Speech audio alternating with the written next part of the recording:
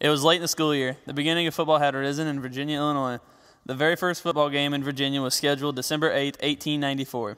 It was the one and only game of the year, and it was against Jacksonville, Illinois. Unfortunately, the Virginia football team lost the game 14-8. The game brought in a very large crowd. The people of Virginia at the time had no clue as to how good their team was because none of them knew of the game. Oddly enough, the average weight of the football team was only 135 pounds.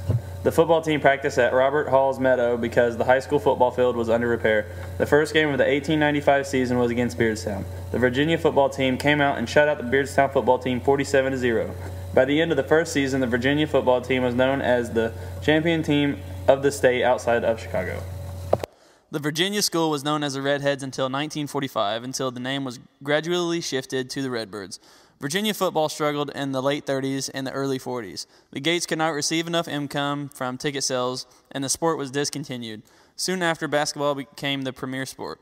In the fall of 1944, a new coach had arrived, and his name was Mr. Escorcia. He had graduated from Illinois State in Normal.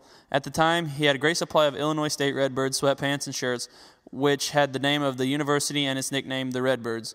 Over the years, the Virginia Redheads had become the Virginia Redbirds.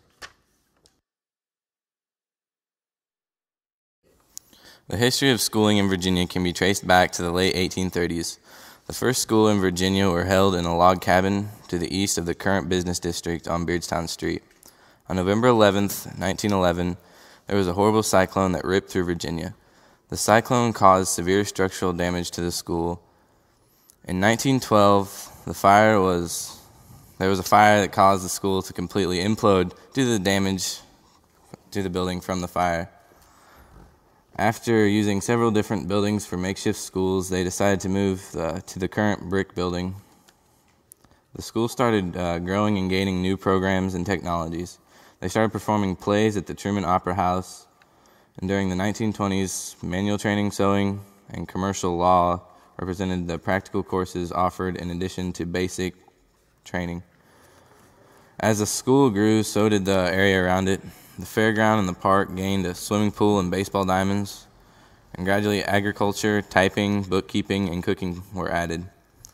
In 1940, band, chorus, choir, and art were introduced to the school, and around the 1960s, the enrollment at the school started to gradually decline. Even though the number of students kept decreasing, money was still spent on the school to try and increase the